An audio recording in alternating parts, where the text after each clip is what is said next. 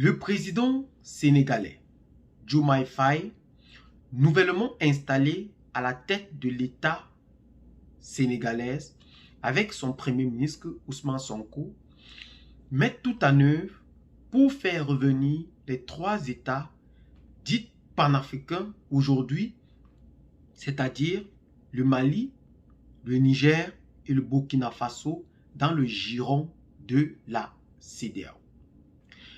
Bienvenue sur votre chaîne La Communauté Villageoise, la seule chaîne panafricaniste aujourd'hui qui a décidé de mettre ses services pour ces trois présidents dont l'indépendance africaine en dépend aujourd'hui, c'est-à-dire le colonel Assimi Goïta au Mali, le capitaine Ibrahim Traoré, l'homme fort qui fait de buzz aujourd'hui dans les réseaux sociaux par son patriotisme et son souverainisme. Le président du Niger, le général Abdourahmane Tchani. Aujourd'hui, nous vous exhortons, autant pour nous, bel et bien, à laisser des cœurs, parce que c'est grâce à cela que nous savons si nous sommes en train d'abattre un bon travail par rapport à cette situation qui prévaut en Afrique de l'Ouest. Aussi, nous vous exhortons en quelque sorte de partager massivement la vidéo en sorte que tout le monde se rende réellement compte de ce qui se passe en Afrique de l'Ouest. Parce que nous sommes là pour vous donner en réalité des détails près et sans tâche ce qui se passe plus précisément dans ces pays en Afrique de l'Ouest. Et aujourd'hui, par ce phénomène de panafricanisme, les deux aujourd'hui panafricains, Diomaye Faye et Ousmane Sonko, nouvellement installés à la tête du Sénégal, veut en réalité prendre les rênes et instaurer ce panafricanisme dans la CEDEAO. En effet, le président Diomaye Faye, lors de sa visite du côté du Ghana et du Nigeria, a fait comprendre à ses pairs que faire revenir en réalité ces trois présidents autant pour nous, dans le giron de la CEDEAO est très capital pour l'avenir de la CEDEAO. Parce que déjà, si le Sénégal aujourd'hui, parce que avant de vous donner en réalité certains détails par rapport aux efforts sénégalais qui prévaut pour le retour de ces trois présidents, il faut comprendre les enjeux politiques qui prévaut sur cela. Ne cessons pas de crier ou de la visite du président Diomaye Faye du côté de Accra au Ghana et du Nigeria.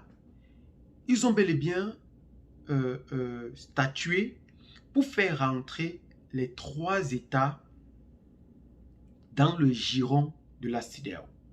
Mais avant de continuer, vous allez d'abord laisser vos impressions par rapport à ce retour peut-être du Mali, du Burkina Faso et de la CEDEAO dans le giron de la CEDEAO.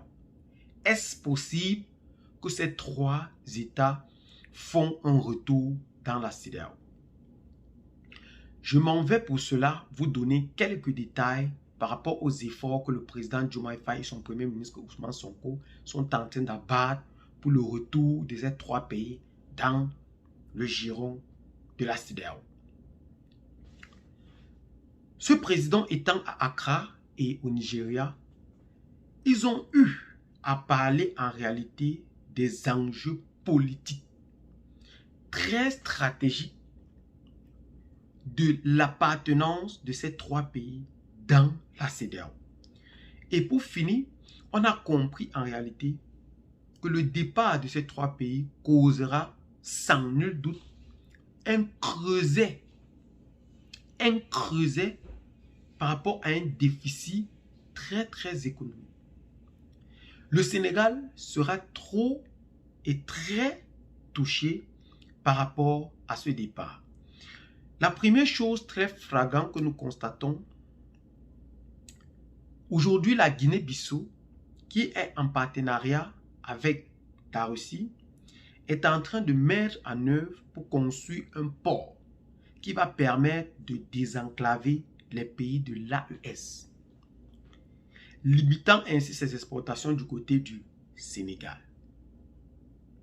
Ces exportations qui aujourd'hui rencontraient plus de 8% du produit intérieur brut du Sénégal par rapport à ces exportations. C'est très, très énorme. Le président sénégalais ou le Sénégal qui n'a jamais eu de coup d'État profite donc de cette situation pour parler en quelque sorte au nom de la démocratie en Afrique. Pour parler au nom de la démocratie en Afrique. Ils ont donc appelé les pays de l'AES tout en disant il faut qu'ils continuent d'entretenir ce partenariat. Pourquoi? Première chose, parce que selon Ousmane Sonko, ces pays de la CEDEAO qui refusent de continuer d'entretenir des partenariats avec les pays de l'AES continuent aussi d'entretenir des partenariats avec des pays pas démocratiques et trouvent que les pays proches et frères qu'est l'AES sont des pays non démocratiques et ils ne peuvent pas continuer des relations avec eux. Le président Ousmane Sonko a donc appelé tous ceux-là à dire il est nécessaire de continuer à trouver des solutions ou d'analyser ou de comprendre les choses par la racine que d'analyser ces symptômes. Pour tout dire, de comprendre les causes que de comprendre les symptômes de la chose. Pour entrer en réalité en collaboration plus profonde avec les pays de l'AES. Mais nous trouvons que bien que ces deux chefs d'État, ces deux personnalités d'État trouvent en réalité des efforts pour faire le retour de la CEDEAO dans le giron de la CEDEAO, nous trouvons cela peut-être, je dis bien peut-être impossible. Pourquoi? Parce que les trois pays de l'AES, dernièrement, ou la semaine dernière à Niamey, les ministres des Affaires étrangères se sont réunis pour signer la charte sur la confédération. Pour signer la charte sur la confédération des États de l'AES. C'est qui vont rentrer dans leurs différents pays pour être signés par les présidents de chaque république. Et ce qui va compliquer encore en réalité le retour de ces pays dans la CEDEAO. Ça devient très très compliqué et une énorme tâche pour ces pays à eux seuls d'abattre tout ce travail. Rappelons que l'intention de la CEDEAO de vouloir attaquer directement le Niger a mis de la poudre dans les yeux de l'AES. Cela a été l'élément déclencheur de ce départ, même si ces derniers concevaient déjà, mais cela a confirmé cet engouement de vouloir sortir de la CEDEAO. La question que nous cessons de nous poser jusqu'ici et tous les jours, c'est que pourquoi hier, c'était des politiques qui étaient la solution du peuple ou de chaque État.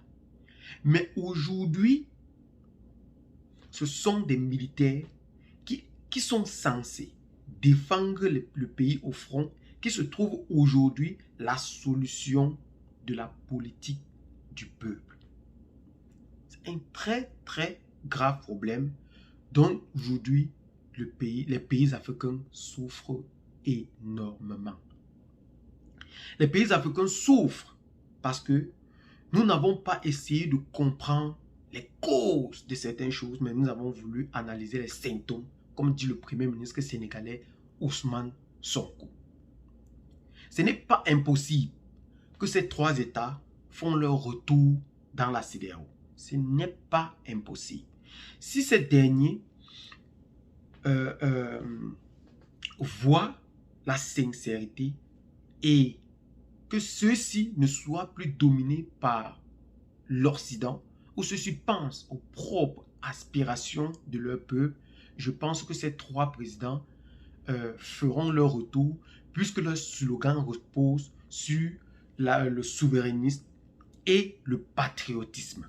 Je pense que si ces États retrouvent en réalité ces deux éléments, sans nul doute, ces États feront leur retour très très impressionnant dans le giron de la CEDEAO pour partager avec tous les Africains ce retour qui est du tout très très flamboyant. Vraiment, c'est très impressionnant de voir ces chefs d'État qui pensent à l'avenir de tout un peuple. Nous ne pouvons pas juger ces deux hommes d'État qui viennent nouvellement d'arriver, puisqu'ils sont encore au début de leur mandat. Nous laissons du temps pour mieux comprendre en réalité s'ils mettront ce qu'ils ont promis au peuple sénégalais en œuvre. Le panafricanisme aujourd'hui est la démarche essentielle pour un développement économique et durable de l'Afrique. Nous espérons que ces trois hommes d'État mettront à profit ces événements pour augmenter, je veux dire, la réelle considération économique du peuple africain sur le plan mondial. Mais le départ de la France sur le territoire national de chaque pays africain en dépend de cette souveraineté. Nous n'oublierons pas cette déclaration de Lecointre, général français, qui a dit haut et fort que ces présidents, qu'ils feront leur retour pour la recolonisation de l'Afrique. Le peuple africain aujourd'hui est prêt pour l'accueillir. Nous ne savons pas s'ils vont descendre avec des armes. Nous ne savons pas s'ils vont profiter encore comme ils le font toujours de leurs éléments implantés sur le territoire pour mieux nous destituer. Mais nous connaissons en réalité et de tout cœur que nous sommes prêts à les accueillir. Nous sommes prêts à recevoir et à défendre notre patrie. Cela fait de nous en réalité des Africains et nous n'avons pas deux terres. Nous n'avons qu'une seule terre. Eh bien les amis, c'est donc sur ce petit pas d'informations que nous allons donc nous séparer. Qu'est-ce que vous en pensez profondément face à nos analyses que nous avons donc décidé de faire devant vous et plus profondément? Laissez donc massivement vos commentaires pour nous aider à mieux élucider ce sujet et surtout, n'oubliez pas de partager la vidéo afin que l'humanité se rende réellement compte de ce qui se passe du côté de l'Afrique. Abonnez-vous à la chaîne si ce n'est pas encore fait.